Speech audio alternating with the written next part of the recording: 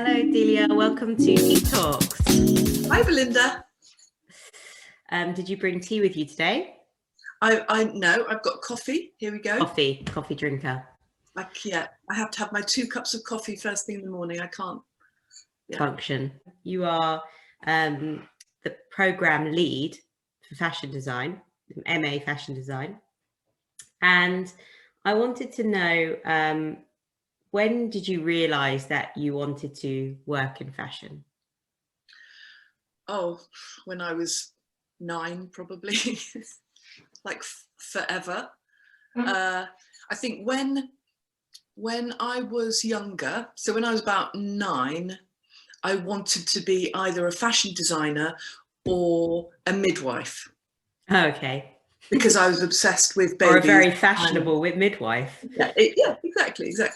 But I was obsessed with like medical programs, and if I was ever off sick from school, I would always watch, medical programs, or they would have programs, with somebody giving birth or something, and I just thought that was amazing.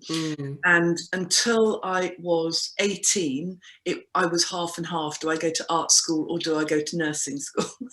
Which is completely mad. And so for my A-levels, I did chemistry and art and French. So yeah, completely mad. But in the end, I just had to go to art school. There was no choice. I didn't have a choice. And it was was that because of your gut, because of your instinct, you felt you okay.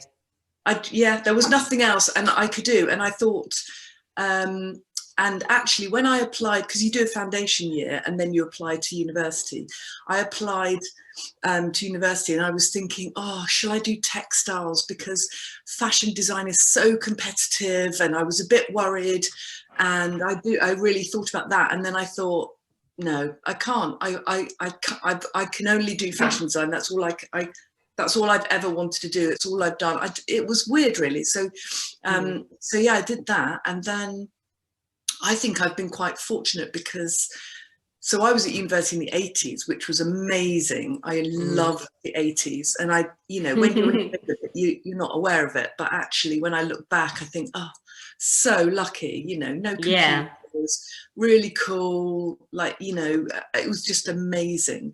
But, even then fashion design was competitive. I know it's even more so now, but I think I've just been really fortunate because I left college, went to work in a buying office actually, but have always worked in the fashion industry as a designer after that. I've never done anything else. That's all I've ever done my entire career.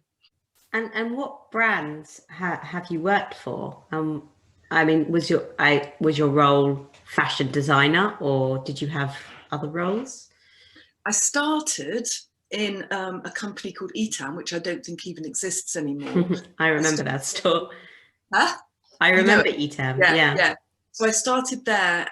Their head office was right in the middle of Oxford Street, so it was quite glamorous.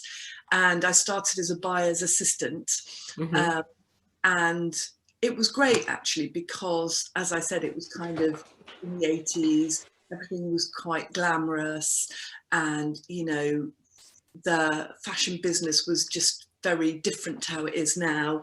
And we would, all the people that I worked with, I thought they were really glamorous, and I thought, well, they're quite old, sophisticated. They were probably about 30, but I was, it was really exciting. I wanted to hear all about everything and how did it work, and it was just, I just absolutely loved it. And we all used to go out together, and so we would I just got such funny memories of us all, working late and then staggering off to the wine bar, in Oxford Circus, and sort of staggering home on the bus, and just, oh my God, it was so brilliant. No computers, nothing like that. And I remember on a Monday morning, because we would be looking at the figures, the sold figures, I would be handwriting them in a book.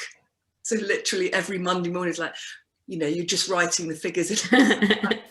It sounds like Victorian times now. It does.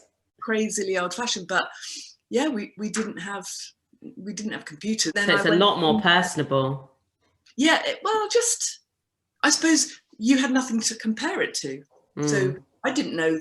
I didn't know there could be another way. It didn't. Yeah. There wasn't another way. You didn't question it either, probably. No, you didn't think about it. It's not like you're thinking, "Where's my computer?" Yeah, exactly. But yeah, I learned so much. I learned so much about that side of the industry because buying, production, and merchandising, and all of that kind of thing. But in the end, I thought, okay, no, I'm going to go back to design, really. So I just ended up going to a company that supplied ETAM. I just, said, I want to work. Can I kind of come and work for you?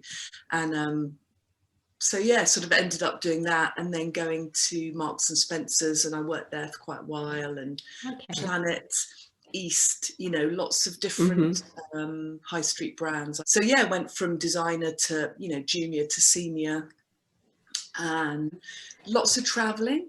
That's partly why I love working at the art school with all the international students and everything, because I spent so many years going to China twice a year, Hong Kong twice a year, going to. And what kind of things were you doing when you were traveling to China and Hong Kong? So it partly depended on the company. So when I worked for the big high street companies, we would go all over the world to do, we called it comp shopping. So you'd go and you'd go around the shops and you'd see what was happening and what are people wearing and what are certain brands selling and what colours are coming through. And because as I said, we weren't, you weren't just looking on the computer to see what the catwalks were doing, that didn't exist.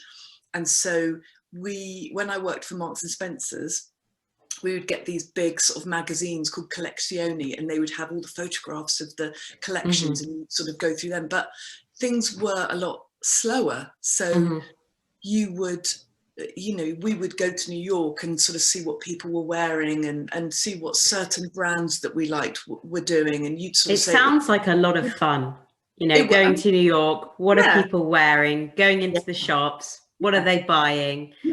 What are they selling? So it's research basically. Yeah, I mean, it was shop research, but it was, because in those days, you would go to the States and you would go into, say, J. Crew or Banana Republic or, those stores. None of that was in the UK or in Europe. Okay. So there was a difference between high streets in different countries. And as I sort of worked towards the end of my sort of design career, all the high streets started looking a bit the same. But, at the beginning, when I started, it wasn't like that. And every country had a different look, which was fantastic. And so you would see a certain, you'd go to New York to look at, say, tailoring, because they were really good at tailoring. And you would go to LA or Saint-Tropez to look at the print. Or, I mean, it was unbelievable. It was just unbelievable. And again, you'd go to Italy to see the woolen mills and the fabric shops that were the fabric manufacturers that were around Florence, for example. Or, I went to South Korea once looking at polyester, and it's so. Again, everything had a speciality, so you would go to certain places, certain things, and then that would influence your design. At home. Yeah, because it's all about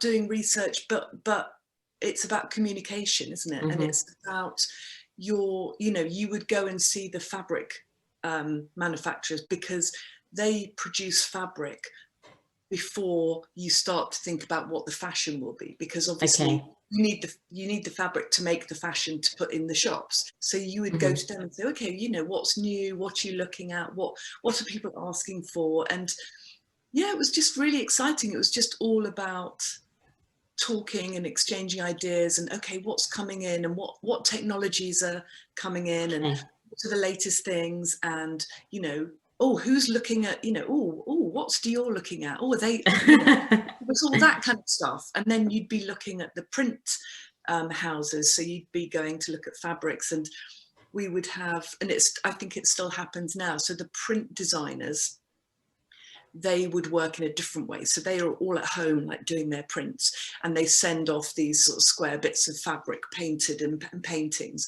and all these print companies, they would take around a big suitcase and open this great big suitcase and say, you know, let's look at, and it's like a big book, you're sort of going through prints, and you would say, oh, okay, that's quite a nice, well, I have that one.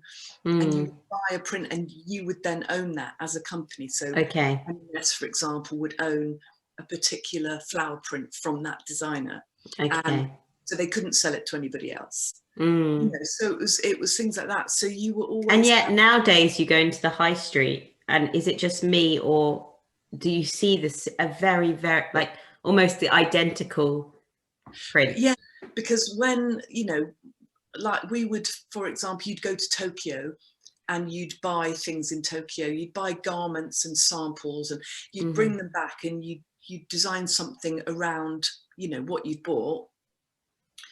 But the more traveling people do, and actually the more, you know, you would get street photographers, or, you know, you'd buy a photographic report, for example, so you wouldn't even need to go to Tokyo. So actually, you know, Topshop and Marks and Spencer's and Oasis or whoever, they'd all go and buy the same kind of things and then do the same things with them.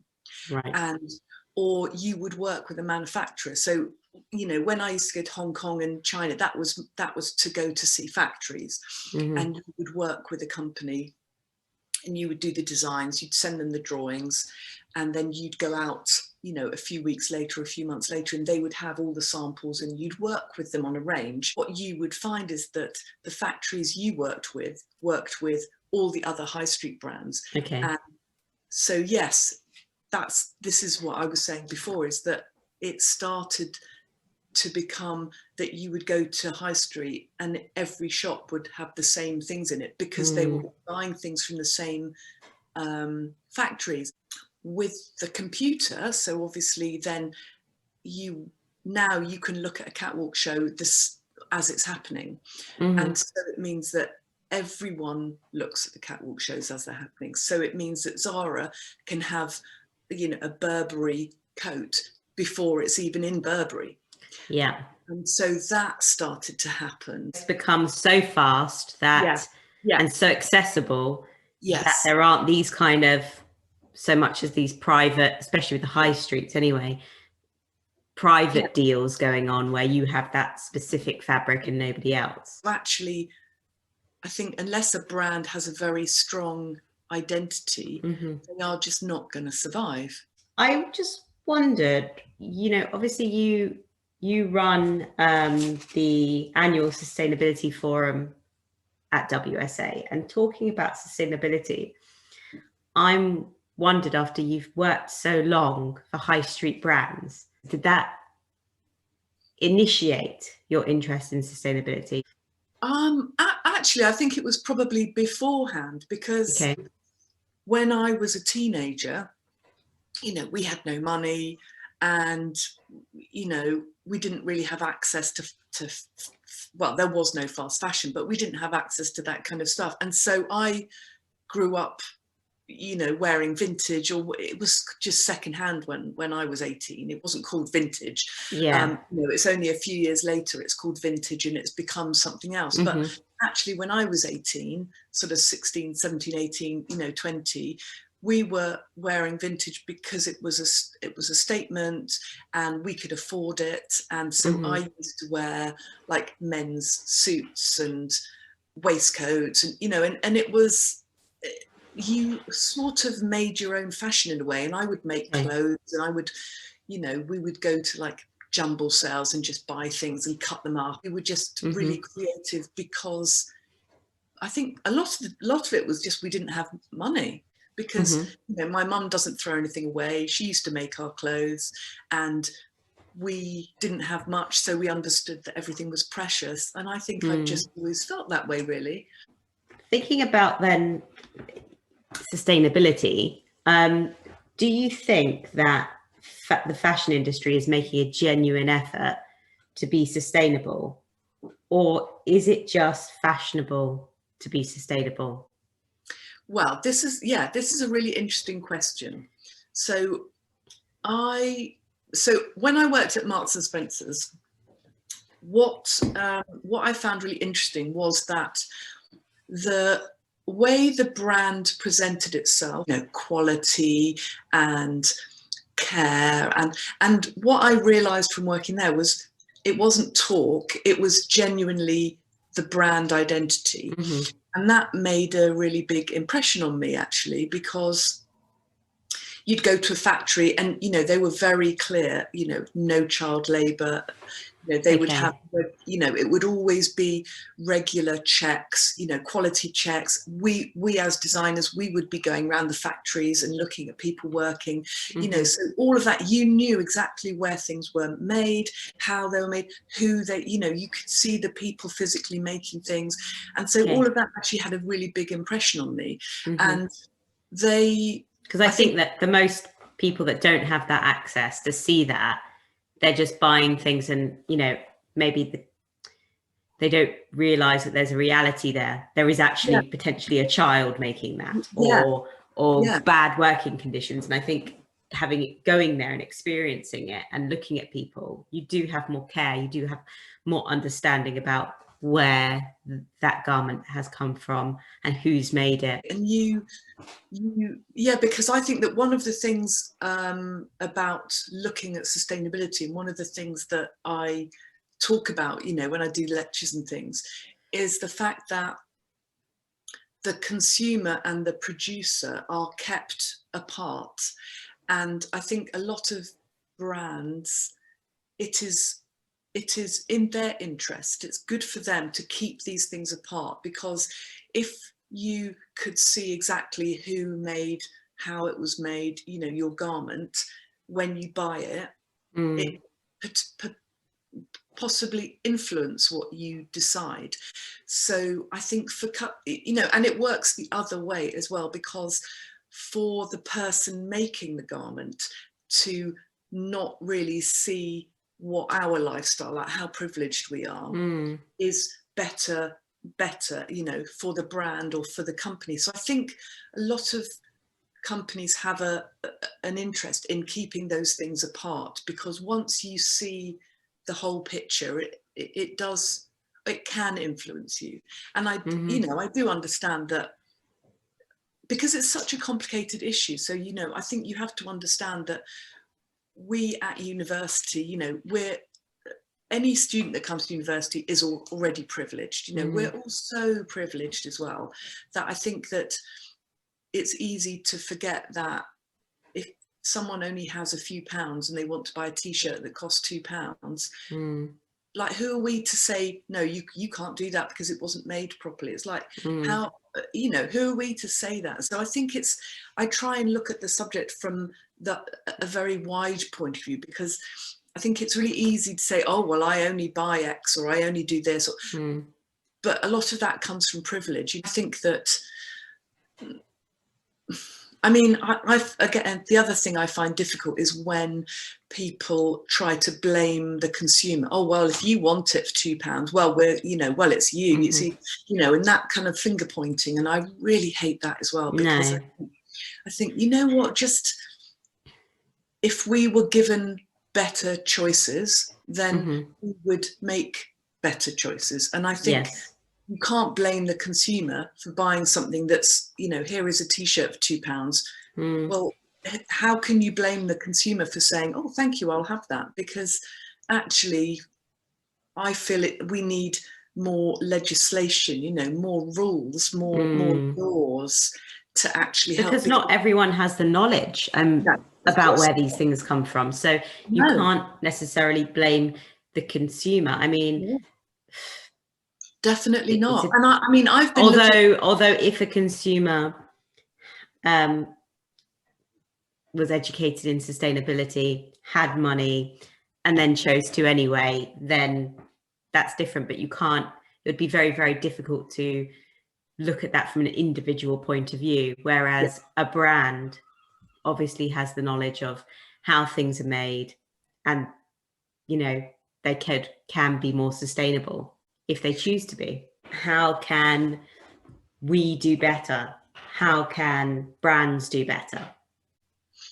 I mean, I think it will take a collected effort. Mm-hmm. There are people sort of saying, you know, we should have laws that make products recyclable, all products, or there should be maybe laws that say, okay, you as a company, you produce, I don't know, a pair of jeans or whatever it is, Mm-hmm. but you are responsible for that product for the whole of its life.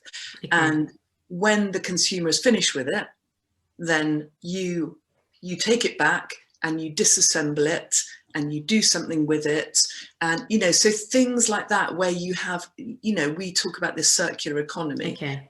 And I think that kind of action could be something that's successful, because, you know, because when you think there might have to be some kind of reward system though for the consumer to bring the clothes back potentially. Yeah, or I mean, it's so difficult, isn't it? Because I've always said, you know, I do the sustainability forum, and you know, my aim, or what I would like, you know, in an ideal dream world, would be that I don't have to do the forum, because it's not something we're even talking about. It's just something that everyone does without even thinking it becomes something that you don't even make decisions about. I think that, for example, if, you know, because I do look at M&S as quite a good example, I think. And so when you look at, say, the food in M&S, when you buy anything in Marks and Spencer's that has eggs in it, they're free range eggs. There is no alternative. And so you don't have to even think about it. You go into M&S, you buy something with eggs in it. You don't even have to think, oh, is it? Or because they've taken that choice away. And I feel like that's quite a good kind of example. But then, as you say, with the example for example with M&S are probably one of the most expensive supermarkets. So yeah, how would that go down for somewhere like Iceland or Asda?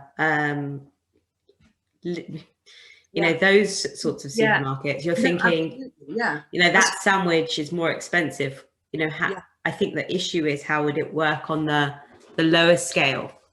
No, and I completely agree with you. And that is something that's the question that comes up.